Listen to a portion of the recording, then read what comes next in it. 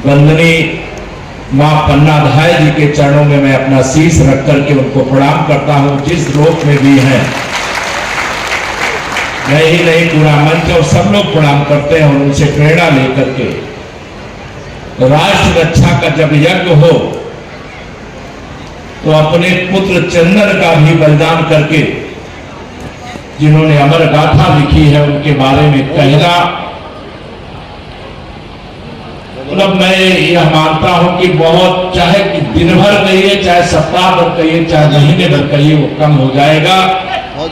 जैसे ही मुझे इस बात की जानकारी दी गई कि ये कार्यक्रम मां पन्नाधाय जी के जयंती समारोह का है, तो मैंने कहा चाहे 1000 कार्यक्रम छोड़ के आना पड़ेगा, मैं जरूर आऊंगा। इसीलिए आज मैं यहाँ पर आप सबका आशीर्वाद लेने आया। आज के इस कार्यक्रम में मंच पर भारतीय जनता पार्टी के हमारे क्षेत्रीय अध्यक्ष, समर्पित कार्यकर्ता, जिन्होंने बहुत अच्छे ढंग से वर्णन किया कि अगर मां पन्नाधाय ने महाराणा उदय प्रताप सिंह जी की रक्षा नहीं किया होता तो महाराणा प्रताप की कहानी, की हल्दी घाटी की कहानी और अकबर के दांत खट्टे करने की कहानी हमको सुनने को नहीं मिलती। बहुत अच्छा उन्होंने वर्णन किया। हमारे भारतीय जनता पार्टी के राष्ट्रीय नेता हैं, राष्ट्रीय सचिव हैं और राज्यसभा में सम्मानित सांसद हैं, और जिनके बारे में मैं जितना भी कहूंगा कम होगा। भारतीय जनता पार्टी को चाहे उत्तर प्रदेश में, चाहे दिल्ली में, चाहे हरियाणा में, चाहे राजस्थान में, चाहे मध्य प्रदेश में, जहां भी जरूरत पड़ती है, सुरेंद्र नागर जी को वहां पर भेजती है और वह वहां पर कमल खिलाने का काम, वहां सुशासन लाने का काम करते हैं। आज के कार्यक्रम के भी अध्यक्ष का दायित्व उनके ऊपर है। इस क्षेत्र के हमारे बहुत ही लोकप्रिय विधायक, जिन्हें काफी लोग गुरु जी कहते हैं, सही है, आदरणीय तेजपाल नागर जी, जिनका उद्बोधन शुरू में ही हम लोगों ने सुना है, और क्रांति का दूसरा नाम हमारे लोकप्रिय विधायक नंद किशोर गुर्जर नंदू जी। अन्याय के सामने कभी शीश झुकाना स्वीकार नहीं जिसने किया, ऐसे ही संघर्ष के प्रतीक, साहस के प्रतीक, जन कल्याण के लिए, समाज कल्याण के लिए समर्पित रहने वाले हमारे बहुत ही प्रिय विधायक। जब मैं अध्यक्ष बना था तो अध्यक्ष थे, और उस समय विधानसभा का टिकट दिया गया तो आप रिकॉर्ड वोटों से विजयी होकर के विधानसभा में पहुंचे। दूसरी बार भी आप रिकॉर्ड वोटों से जीत करके पहुंचे। ऐसे हम अपने नंद किशोर जी, आप जो भी संघर्ष करते हैं, सच की लड़ाई लड़ते हैं, और सच की लड़ाई लड़ने में सदा केशव प्रसाद आपके साथ है।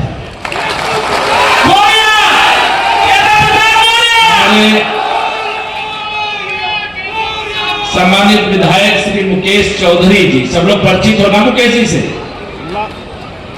मुकेश जी के विधानसभा में चुनाव चल रहा था, मुझे संयोग मिला कि जब चुनाव प्रचार का अंतिम दिन था और मैं एकदम लास्ट समय वहां पर पहुंच गया था। जीत का अंतर बहुत कम था, लेकिन विजय का स्वाद ही अलग आनंद देने वाला होता है। तो मुकेश जी हमारे लोकप्रिय विधायक सहारनपुर से, हमारी जिला पंचायत की अध्यक्ष हापुड़ की आदरणीय रेखा नागर जी, हमारे पूर्व जिला अध्यक्ष आदरणीय गजेंद्र भावी जी, हमारे वरिष्ठ नेता और पूर्व मंत्री आदरणीय नवाब सिंह नागर जी, हमारे गाजियाबाद के जिला अध्यक्ष चैनपाल सिंह जी, हमारे पूर्व मंत्री आदरणीय हरीश चंद्र भाटी जी, हमारे आदरणीय ब्रजेंद्र पाटिल जी, और हमारे जो आज के कार्यक्रम के आयोजन और संयोजन का काम आदरणीय सुरेंद्र नागर जी की अगुवाई में देख रहे थे डॉक्टर अशोक नागर जी, और मंच पर बहुत लोग हैं। मैं इतना ही कहूंगा कि सम्मानित मंच और सामने बैठे हुए मेरे सभी बड़े बुजुर्गों, मेरे नौजवान दोस्तों, मेरी माताओं बहनों, और मेरे गायन का कार्य करने वाले ब्रह्मा जी और उनकी पूरी टीम, पत्रकार साथियों, आज का दिन बहुत महत्वपूर्ण दिन है। एक तरफ जहां हम उस राष्ट्रमाता मां पन्नाधाय जी की जयंती समारोह का हिस्सा है, वहीं आज ही के दिन मेरा रंग दे बसंती चोला गाते हुए जिन्होंने फांसी के फंदे को चूमा, ऐसे सरदार भगत सिंह जी, राजगुरु जी, इनका भी आज बलिदान का दिन है। मैं उनको भी नमन करता हूं। और मैं नकली समाजवादियों की बात नहीं करता, लेकिन जो असली समाजवादी थे डॉक्टर राम मनोहर लोहिया जी, आज उनकी भी जन्म जयंती है। उनकी जन्म जयंती पर उनको भी नमन करता हूं। मेरे मित्रों, आप सब लोगों ने मुझे बहुत आज यहां बुला करके सम्मान दिया है, बहुत सारी जिम्मेदारियां सौंपने का काम किया है। मैं कुल बातों का सभी बातों के एक निष्कर्ष में यही कह सकता हूं कि आप सबका सर ऊंचा करने के लिए मैं अपने स्तर पर कोई कमी बकाया नहीं रखूंगा, यह मैं आपको विश्वास दिलाता हूं। लखनऊ से दिल्ली तक जहां पर भी बात पहुंचानी होगी वहां तक बात पहुंचाएंगे। आज क्योंकि नंद किशोर गुर्जर जी फटे कुर्ते में मेरे सामने है, मुझे देख करके कष्ट भी हो रहा है और यह भी कहे बगैर अगर मैं चला जाऊंगा तो मुझे लगेगा कि मेरी बात अधूरी है। जिन अधिकारियों ने भी, यह आदरणीय योगी आदित्यनाथ जी के नेतृत्व में भारतीय जनता पार्टी की सरकार है, यहाँ राम भक्तों पर, शिव भक्तों पर, कृष्ण भक्तों पर, राष्ट्र भक्तों पर फूल बरसाए जाते हैं, उनके ऊपर लाठियां नहीं बरसाई जाती, उनको कोई धक्का मुक्की करने का काम नहीं करता है। इसको हम आपको आश्वस्त करना चाहते, इसको बहुत गंभीरता से बात भी होगी। जो दोषी होंगे उनके खिलाफ कार्रवाई भी जरूर होगी। यहां सबको कहना 2014 से लगातार 2024 यानी तीसरी बार देश में माननीय नरेंद्र मोदी जी के नेतृत्व में जो भारतीय जनता पार्टी की सरकार बनी है, उसमें आपके आशीर्वाद का बहुत बड़ा प्रताप है। लगातार हमें सभी लगभग जिन राज्यों में मैं यह कहूं कि मां पन्नाधाय के वंशज रहते हैं, वहां कमल का फूल खिला है। और आज देश के अधिकांश हिस्से में एक कष्ट हम लोगों को लगातार रहा करता था कि दिल्ली जो हमारा आपका केंद्र देश की राजधानी वाला प्रदेश है, वहां एक ऐसा ढोंगी व्यक्ति आ गया था जो कहता तो कुछ था, करता कुछ था। और वह सरकार एक तरह से दिल्ली के विकास के मार्ग की मुख्य बाधा बन गई थी। हरियाणा में सुरेंद्र नागर जी की अगुवाई में वहां चुनाव लड़ा गया, वहां पर भारतीय जनता पार्टी की तीसरी बार सरकार बनी और श्री नायब सिंह सैनी जी वहां पर मुख्यमंत्री बने।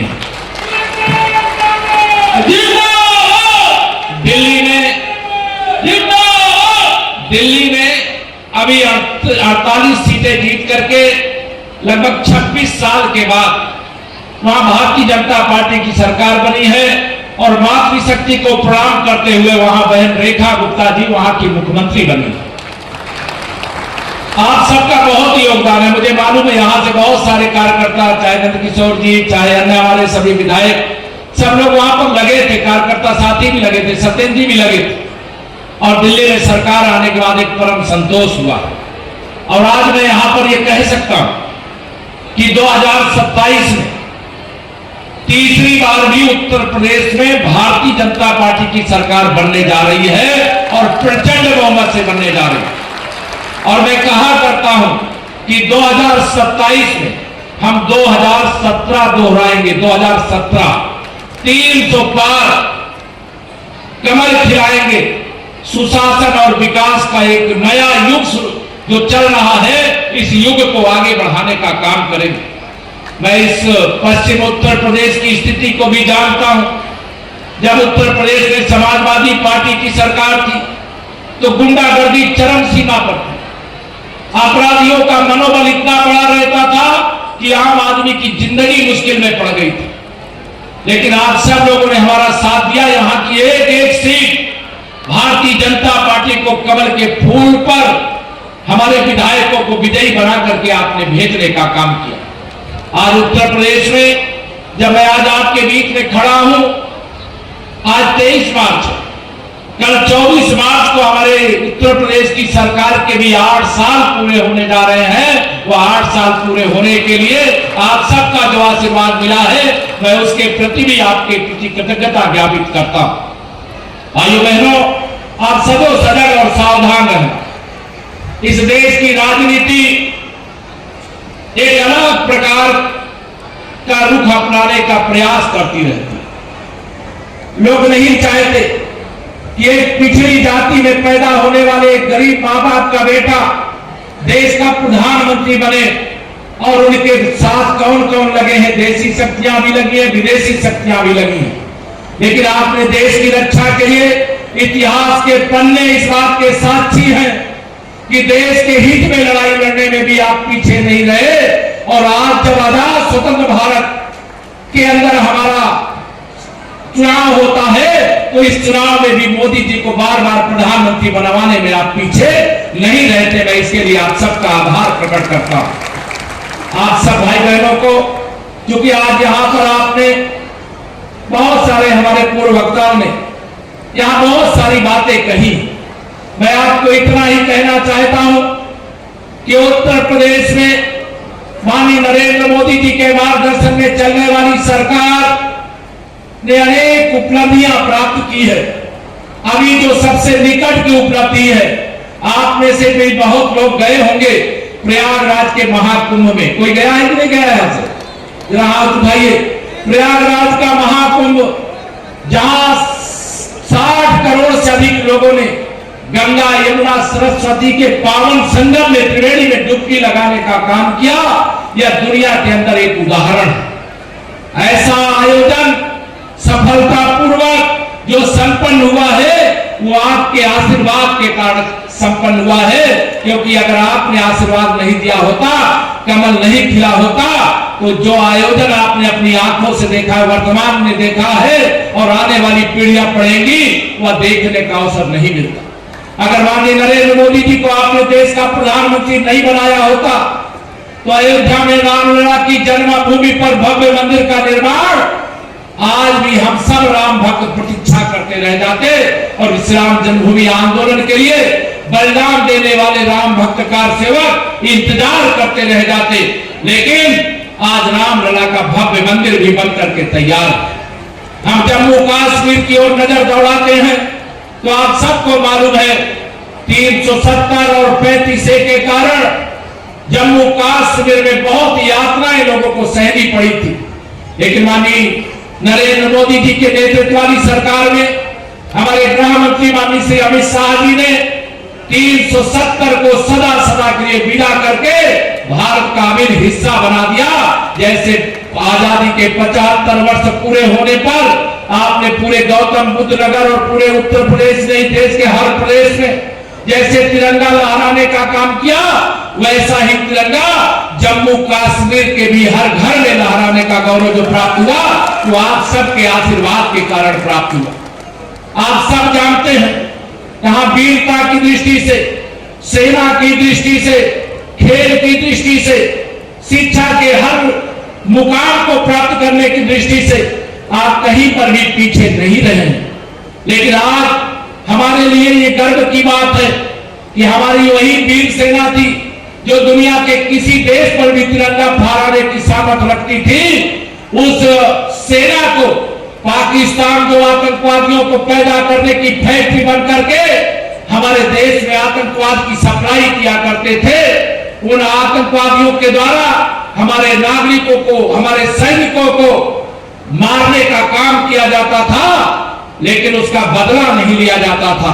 लेकिन जब आपने कमल का बटन दबाया तो माननीय प्रधानमंत्री नरेंद्र मोदी जी को, जिनको 56 इंच के सीने वाले प्रधानमंत्री के रूप में भी जाना जाता है, जब आपने देश की सत्ता उनके हाथ में सौंपी तो हमारी यही वीर बाकुओं की सेना ने सर्जिकल स्ट्राइक करके, एयर स्ट्राइक करके आतंकवादियों को पैदा करने वाली फैक्ट्री को तहस नहस करने का काम किया और ईंट का जवाब पत्थर से देने का काम किया, गोली का जवाब गोला से देने का काम किया। यह हमारी आप सबके आशीर्वाद का प्रताप। आज देश में सुशासन, देश का विकास हो रहा, गरीब का कल्याण हो रहा, किसान का उत्थान हो रहा है, हमारे युवाओं के उज्जवल भविष्य के पथ की बाधाएं हट रही हैं, हमारी माताएं बहनें इतनी बड़ी संख्या में आई, उनका सशक्तिकरण हो रहा। ये माननीय नरेंद्र मोदी जी का विजनरी नेतृत्व है। अगर मोदी जी जैसा नेता नहीं होता तो क्या भारत जितना तेजी से विकास कर रहा है, इतना तेजी से विकास कर पाता क्या? दोनों हाथ में बताओ, कर पाता क्या? नहीं कर पाता। लेकिन मोदी जी की ताकत कौन है? मोदी जी की ताकत देश की 140 करोड़ जनता है, आप सब हैं। आप सबकी ताकत के बल पर माननीय प्रधानमंत्री मोदी जी ने आत्मनिर्भर भारत बनाने का संकल्प लिया है। माननीय प्रधानमंत्री नरेंद्र मोदी जी ने आप सबके आशीर्वाद के बल पर दुनिया की 5वीं अर्थव्यवस्था भारत को बना चुके हैं और तीसरी अर्थव्यवस्था बनाने की ओर कदम बढ़ा चुके हैं। ये आज का भारत, हमारा देश हर क्षेत्र में प्रगति कर रहा है। हमारे देश की सोच पहले भी यही थी, लेकिन बीच में तुष्टीकरण की घटिया और घिनौनी राजनीति के कारण बदल गई थी। जब वोट बैंक की कोई राजनीति करेगा तो वह राष्ट्र रक्षा का यज्ञ सही मन से पूरा नहीं कर सकता है। इसलिए जब से माननीय नरेंद्र मोदी जी के नेतृत्व में आपने देश में सरकार बनाने का काम किया है, भ्रष्टाचार के दानव का दहन करने का काम भी शुरू हो गया। मैं कांग्रेस को अपनी भाषा में कहा करता हूं, कांग्रेस पार्टी भ्रष्टाचार की अम्मा है। वह भ्रष्टाचार की शुरुआत करने वाली पार्टी है इस देश के अंदर और इस देश के विकास के मार्ग को बाधित करने वाली पार्टी रही है। लेकिन आज भ्रष्टाचार मुक्त भारत, भ्रष्टाचार मुक्त उत्तर प्रदेश बनाने का काम तेजी से आगे बढ़ रहा है। तो आप सबके आशीर्वाद का प्रताप है। अगर डबल इंजन की हमारी सरकार नहीं होती तो आज जो विकास हम कर पा रहे हैं, जो सुरक्षा हम दे पा रहे हैं, जो चुस्त दुरुस्त कानून व्यवस्था हम दे पा रहे हैं, वह नहीं दे पाते। कुछ अफसरों की गलतियों के कारण कई बार कई समस्याएं आती हैं। उन समस्याओं का भी समाधान होगा, ये मैं आपको विश्वास दिला करके यहां से जाना चाहता हूं। आप सब आज इतने कम समय की सूचना पर आज की इस कार्यक्रम में इतनी भारी भरकम संख्या में यहां आकर के मैं देख रहा हूं जितने लोग अंदर है उससे कम लोग बाहर नहीं है, लेकिन इतनी देर तक ये कार्यक्रम चला और इतनी देर तक इस कार्यक्रम में उपस्थित रह करके आपने इस कार्यक्रम को यशस्वी बनाया, सफल बनाया और आप सब ने जो अपेक्षा की है। अभी मुझे कुछ कागज भी दिया था डॉक्टर अशोक नागर जी ने कि यहाँ जो एक्सप्रेस वे है इसके कट की आवश्यकता है। वह बाद में तो काम माननीय सुरेश नागर जी कर देंगे, लेकिन आपने मुझे दिया है, मैं भी आपकी बात को सही स्थान पर पहुंचा करके इस समस्या के भी समाधान का रास्ता निकाल देंगे, ये आपको विश्वास दिलाना चाहते हैं। और आप सबसे यह भी कहना चाहते हैं, आज तो मैं आया हूं, ये मां पन्ना धाय जी की जयंती का समारोह मैं नहीं जानता हर वर्ष आप मनाते होंगे, लेकिन और भी भव्य और भी दिव्य तरीके से यह हर वर्ष मनाया जाना चाहिए। और मुझे अगर आप बुलाएंगे तो भी और नहीं बुलाएंगे तो भी मैं आने का हर बार प्रयास करूंगा, यह मैं आप सबसे कहना चाहता हूं। अभी कई इतिहास के कई सूरमाओं का, गुज्जर सम्राटों का जिक्र हमारे पूर्व वक्ताओं ने किया है। स्वतंत्रता संग्राम में जो महत्वपूर्ण भूमिका निभाने वाले गोपाल धन सिंह रावत जी की चर्चा अभी सुरेश जी ने भी किया है। मैं ऐसे सभी देश के लिए, ये पहले क्या था, देश की स्वतंत्रता संग्राम की पूरी लड़ाई एक परिवार की लड़ाई मान करके, एक परिवार को विजेता मान करके सब कुछ उनके नाम समर्पित करने का काम किया गया था। अन्यथा देश की स्वतंत्रता की लड़ाई लड़ने वाले अनेक महान क्रांतिकारी थे और उन क्रांतिकारियों का इतिहास के पन्ने में जिन सम्मान के साथ उनको स्थान मिलना चाहिए वह स्थान नहीं दिलाया जाता था। लेकिन जब से आपने माननीय नरेंद्र मोदी जी को भारत का प्रधानमंत्री बनाया है, आप देख लीजिए, आप में से कई लोग गुजरात गए होंगे, राजस्थान और गुजरात को जोड़ करके ही गुज्जर समाज का इतिहास पन्नों में मुझे पढ़ने को मिलता है। और वहां आज भारत रत्न लौह पुरुष सरदार वल्लभ भाई पटेल जी वो कांग्रेस में ही थे, लेकिन उनको सम्मान देने का काम, दिलाने का काम किसने किया? तो माननीय प्रधानमंत्री श्री नरेंद्र मोदी जी केवड़िया में जाइए, विश्व की सबसे ऊंची प्रतिमा अगर किसी की है तो आज लौह पुरुष सरदार वल्लभ भाई पटेल जी की। आप यहां पर दिल्ली के अंदर आप देखते थे राजपथ था, लेकिन माननीय नरेंद्र मोदी जी ने उस महापुरुष के नाम उससे राजपथ को कर्तव्य पथ बना करके समर्पित किया, जिन्होंने कहा था कि तुम मुझे खून दो मैं तुम्हें आजादी दूंगा। नेताजी सुभाष चंद्र बोस के नाम से उसको बनाने का काम किया, या मार्ग बनाने का काम किया, उस कर्तव्य पथ बनाने का काम किया। ऐसे अनेक मैं वर्णन करूंगा तो बहुत देर लगेगी। या विद्वानों का क्षेत्र है, शिक्षाविदों का क्षेत्र है, इतिहास के मर्मज्ञों का क्षेत्र है, आप सब कुछ जानते हैं। मैं इतना ही कहना चाहता हूं, कांग्रेस ने 60 साल शासन किया है, अभी 60 साल तक आप सबका आशीर्वाद मुझे पूरा विश्वास है भारतीय जनता पार्टी को भी देश और प्रदेश में मिलता रहेगा। और 60 साल में हम देश को माननीय मोदी जी ने क्या कहा था जब अयोध्या में रामलला के मंदिर में रामलला की प्राण प्रतिष्ठा हुई थी, उन्होंने उस समय अपने उद्बोधन में कहा था हमें 5 साल के लिए नहीं, हमें 1000 साल के भारत की मजबूती के साथ निर्माण करने का काम करना है। तो आने वाला समय भारत का है, वर्तमान समय भी भारत का है। इस चीज को ध्यान में रख करके हमारे प्रधानमंत्री जी ने किसी देश में किसी से भेदभाव नहीं किया। उन्होंने मंत्र दिया सबका साथ सबका विकास, सबको सम्मान सबको स्थान, और जिनको जो सम्मान जो स्थान मिलना चाहिए, जिससे वो वंचित रह गए थे, उनको स्थान दिलाने के लिए निरंतर प्रयास किया जाता है। आने वाले समय में आप जो कुछ देखना चाहते होंगे वह भी आप आने वाले समय में देखेंगे, ये मैं आपको विश्वास दिला करके जाना चाहता हूं।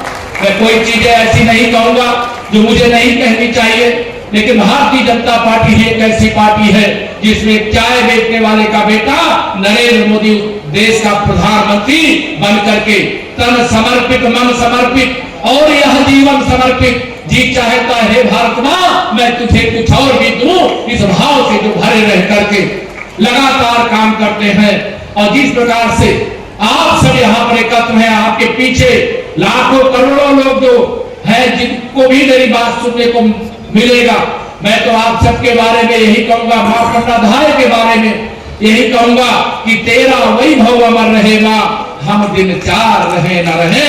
वहां कोई भी मां कोई भी बलिदान देने को तैयार हो जाती है, अपना भी बलिदान दे सकती है, लेकिन अपने संतान का बलिदान नहीं देती है। लेकिन पन्नाधाय जैसी मां अपने संतान का बलिदान दे करके उन्होंने जो त्याग किया है, जो बलिदान दिया है, उसके लिए जितने भी शब्द कहे जाएंगे मैं तो यही, अब यहाँ पर है नहीं, मैं यही पर सिर झुका करके उनको प्रणाम करके उनको नमन करके यही प्रार्थना करता हूँ कि वह बार बार इस भारत की माटी पर जन्म ले और बार बार इस राष्ट्र की रक्षा के लिए प्रेरणा का केंद्र बनती रहे। यही प्रार्थना करते हुए आप सब ने आकर के मुझे आशीर्वाद दिया, मुझे पगड़ी भी पहनाने का काम किया, मेरे प्रति जो सम्मान का भाव व्यक्त किया, वो सब का मेरे पास शब्द नहीं है। तो भावपूर्ण ढंग से आदर और सम्मान करते हुए अपने बड़े बुजुर्गों का, माताओं बहनों का चरण छू करके उनको प्रणाम करते हुए अपने नौजवानों को कहना चाहता हूं तुम आगे बढ़िए, केशव प्रसाद भारतीय जनता पार्टी आपके साथ है। इतना ही कह करके अपनी बात को मैं पूरा करूंगा। चाहूंगा कि एक बार मेरे साथ जयकारा लगाइए, बोलिए भारत माता की, भारत माता की। मैं नारा लगाऊंगा पन्नाधाय, आप सब बोलेंगे अमर रहे अमर रहे। मां पन्नाधाय, मां पन्नाधाय, मां पन्नाधाय। बहुत बहुत धन्यवाद।